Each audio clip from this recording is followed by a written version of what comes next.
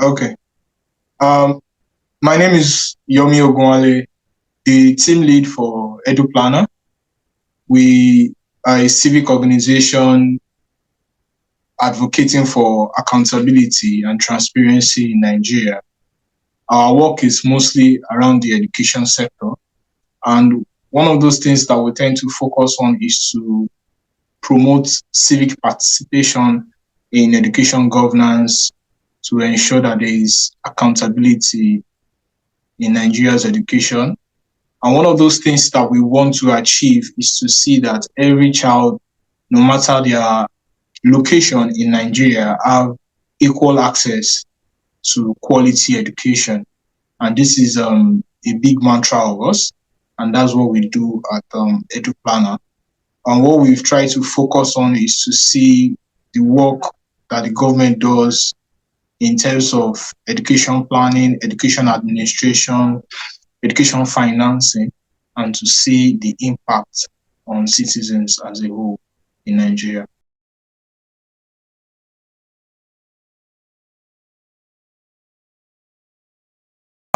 Yes, it's a very, very good reflection. And, for us, our Edu Planner, for example, what we try to do is to look at education governance, education management.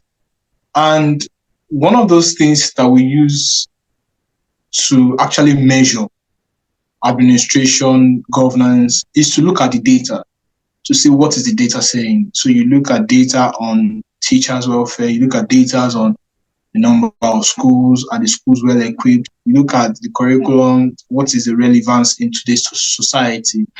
You look at things like financing, you look at learning outcomes, which is the JAMB, the WAEC, the NECO, the common entrance. So when you look at a lot of those data, they keep pointing you to the realities, and that is what data does. Everybody should come with your data.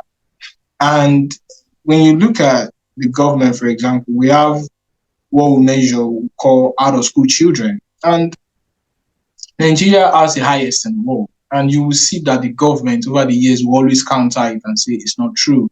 Or they might say it's a narrative being built by some people, which is not true. So data a lot of the time does not lie.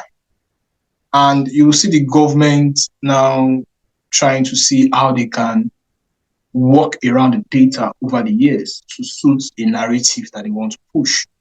But data does not just come from one source, it comes from different sources. And one of the sources you can then begin to look at, because you look at funding, you are not able to say, okay, this is the amount that was released, this is the amount that was allocated. You look at how much was released for this activity in the education sector plan, and you are trying to get that data, and there's a lot of pushback. But when you look at data now, like the learning outcomes, which is the final product, the final output, you look at it and it's showing you a big red light, because that is what the JAMB or the UTME result over the years has shown, and is a reflection of the policies that are being implemented. It shows the effectiveness, because the UTME exam is the final exam that a child takes out when they finish their secondary education that transitions them to the tertiary education. And this serves as a gatekeeper to say who is going to perform well or who is not going to perform well. So what this has shown is that it has shown us how much have we prepared from secondary education to tertiary education.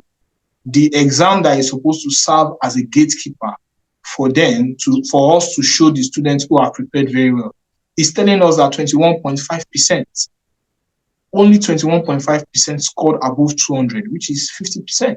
So you begin to look at some of these things, and it shows you that the data is showing that we are failing massively over the years. So you look at, in terms of governance, in terms of financing, that there is something wrong. There is something deep in there that is very, very wrong, that is making us to come up with this type of output at the end of the day, which is something like you say, the UTM.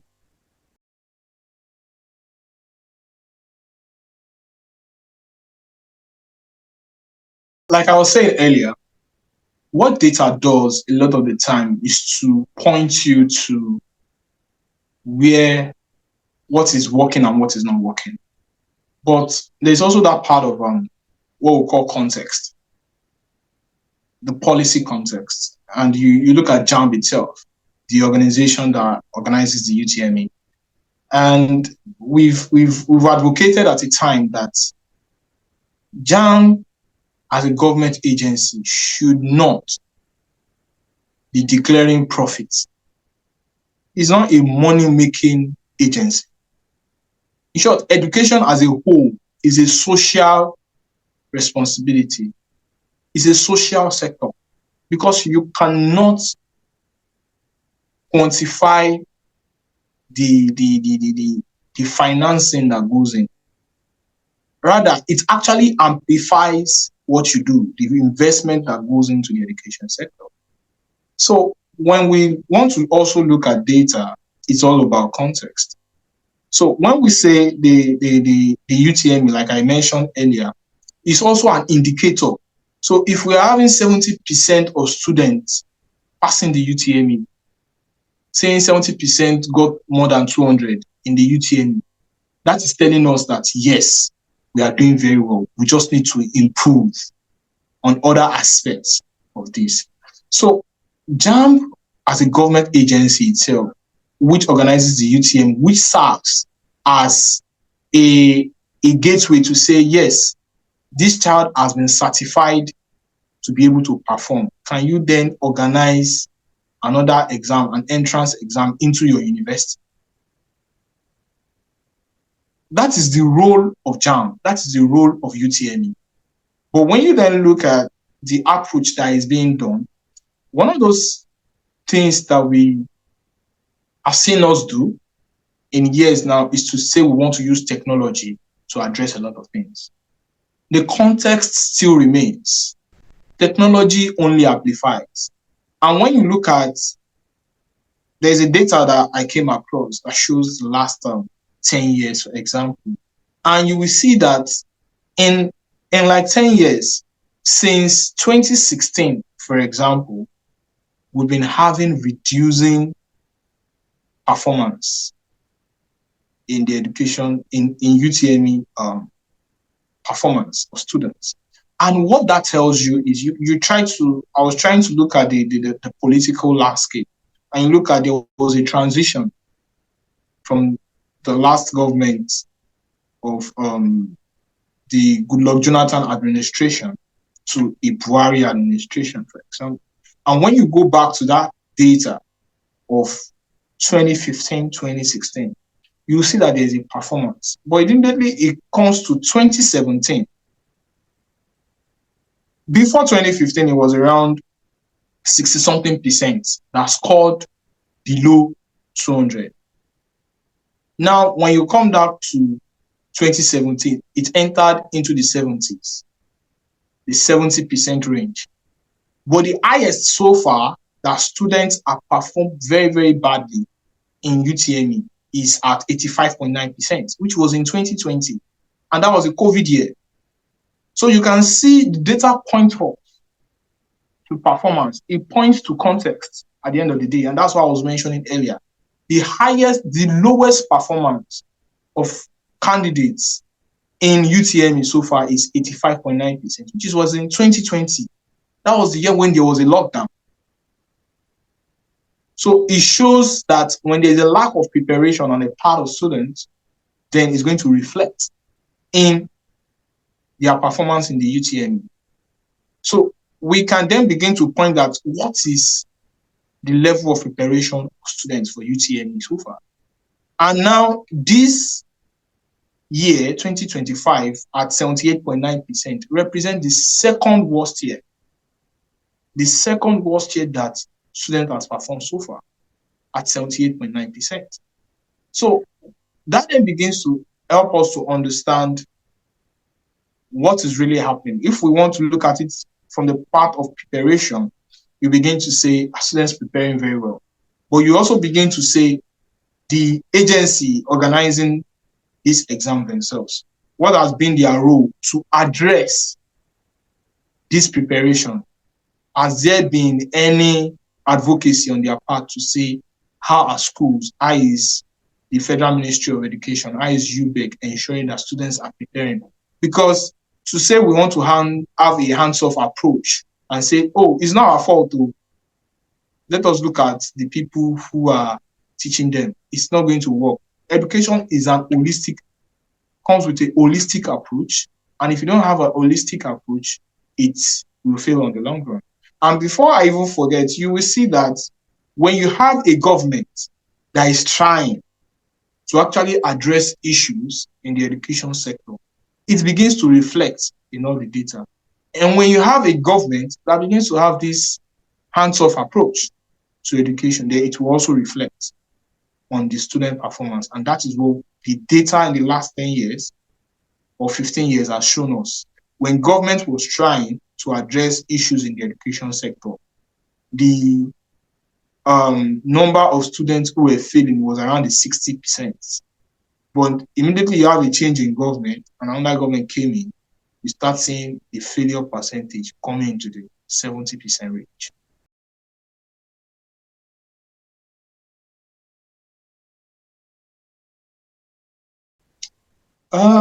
I think the way I've always seen government from a personal perspective now is that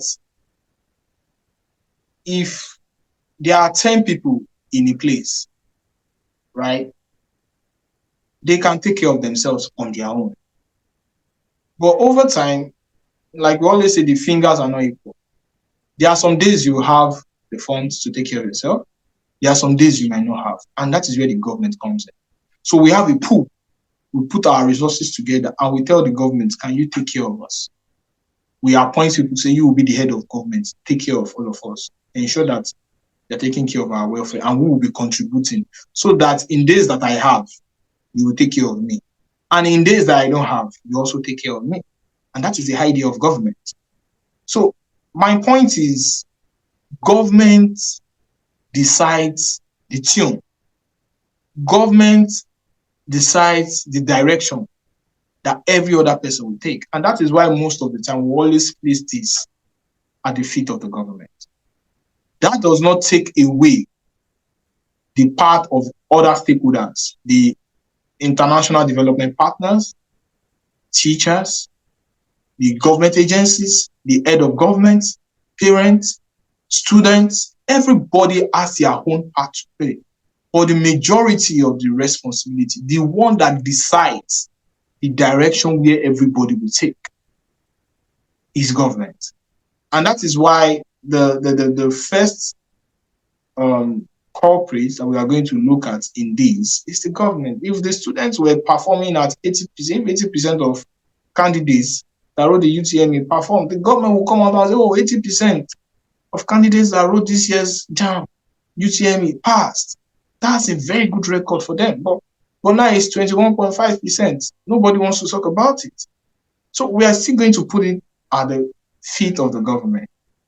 But that does not mean that every other person does not have a role to play.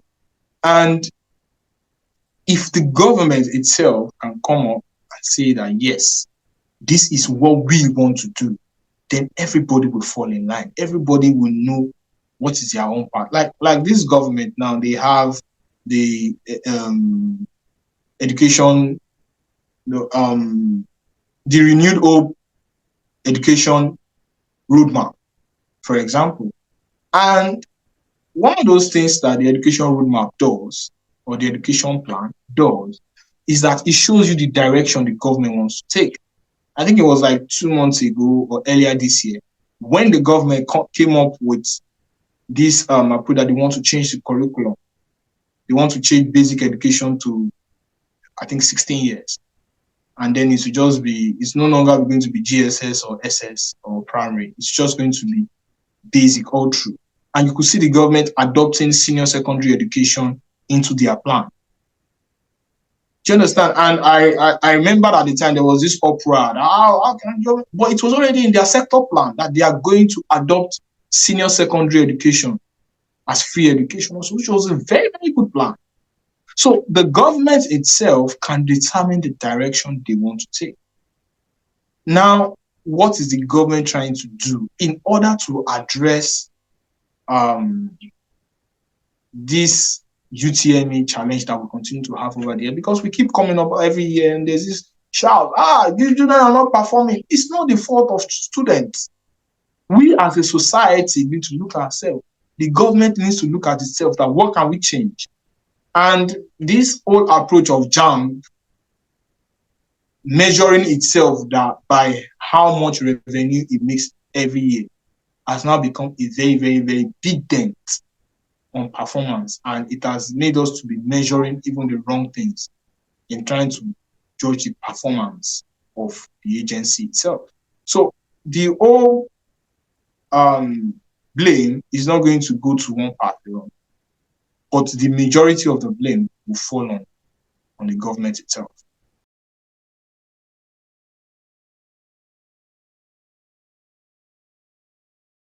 So, you see, policy implementation comes from trying to address an issue. But policy implementation should not be looked at from a singular perspective. It must be holistic. And I think for me, that's where the gap is in everything that the government, JAMB, is trying to do. Now, the challenge that JAMB is trying to address is that it is trying to address examination malpractice. But like I said earlier, you cannot take your way out of a lot of these challenges because they are local contexts. They are local contexts that needs to be addressed. So if you just bring tech in and say, oh, we want to bring tech, we'll make sure that they get to their location early. We'll make sure before they'll be able to exchange expo with anyone, we'll make sure that we take them far away from their own location to a location that they can. It's a wrong approach. It's a wrong approach to the challenge that we are having. We are trying to do it the Nigerian way, which is use force, manipulate the whole system. Fine, you want to ensure that you address examination malpractice. But what you have also done is also to affect even the kids who are not even planning to do any form of examination malpractice. So the challenge is that JAMB needs to look at its approach again to all these challenges. And what it also needs to do is to see how it will work with other agencies to see how do we address this low performance in the UTME. It's not low performance in UTME is not a JAMB problem only. It also reflects on the other agencies working in the basic education subsector. So it's not something that is a JAMB problem. It's something that is a basic education subsector problem. However, in terms of logistics, because they've made the logistics very, very tedious. Imagine a child staying in a faraway location to a center, trying to leave home. When do you want them to leave home? Or do you want them to stay in that location a day before? So you see parents as early as 6 a.m. already crowded around school centers because they brought their kids there. And some who are coming from long distances get there late. How does it affect the child? In terms of preparation, in terms of settling down to write the exam. And you are putting examination 6 o'clock, 6:30 a.m. These are wrong approaches to addressing the challenges that JAMB might be facing. I think they need to go back and we need to make education fun again. Education is just another aspect of life. For us to get the best results out of children, we must make it fun. We must make it something that students want to be motivated in the classroom, and then they can be motivated outside of the classroom to actually use this education that they are learning. Because when you look at the education value chain, you see that it's broken at the moment. is very, very well broken at the moment. And that's why you cannot tell kids these days, you cannot motivate them to say, oh, study, educate yourself, go to school, and you will live a better life. Because they have stories that they can tell you that, oh, what are we talking about? My uncle that studied, how much does he earn? My friend that did not study is earning better than him. So those are the other contexts that needs to be addressed. And then we can begin to address this low performance. But if JAMB keeps going down the path of trying to say how, yes, they might now use CBT to address the malpractice problem, but now they now have another bigger issue, the performance problem, which you cannot just say is even a challenge of students only. It's also coming on their part because they are now they are trying to address the challenge, but they are creating another challenge of logistics, which does not help on the long run. So these are some of these issues that we need to look at.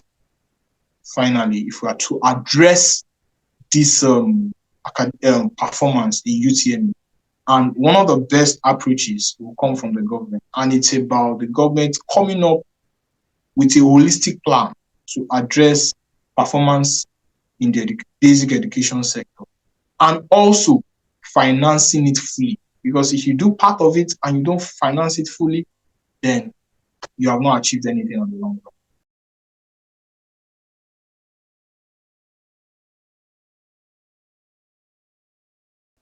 Next steps for JAMB is there has been that part of the fees that JAMB takes. One, two is what I would just say is the whole UTME approach needs to be addressed.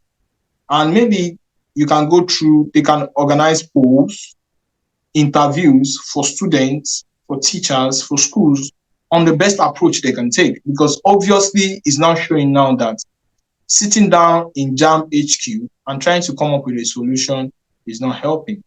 They need to go back and do interviews, questionnaires on what they can do. But from off my head, what I think they need to do now, because like I said earlier, it's not a JAMB problem only. Other agencies need to be involved in this. And the way education works, there's that part of policy development, policy implementation. You might not see much in next year. Maybe if you're going to say we don't want to see something like this happen in next year, just bump the performance up a little. Is for JAMB to now look at the logistics aspect of things. To say, yes, we are organizing CBT now. Can we make sure that we get student center to be close to them, and then ensure that we don't do early morning, maybe 10 a.m. or something, and then they go in different batches, and then they can do their exams in a cool manner, like in a manner that they are relaxed, in a very relaxed environment, so they can focus and concentrate on that. So I think if they can address that logistics problem, and the tech is good, let them address the logistics problem, and I think it will be fine. And the best way to reduce malpractice is to make sure that they are not allowing even their officials to have access to this thing, and then they can release it to the public before the exam day. So this is what they want to address, but now not create more. So if they can address the logistics problem on the short term, then we can see a better performance next year. But on the long term, we need to go back and understand how we can make education fun, so that these candidates too can also see that, yes, this thing is good for me. I need to prepare very well for it. I want to prepare for it. I want to perform the best in my UTME. And that will be the longer term approach of things. Until we make education something that students want to be motivated to do again, we might not be able to see that larger percentage in terms of success rate. But we can start gradually by addressing those issues on a gradual basis.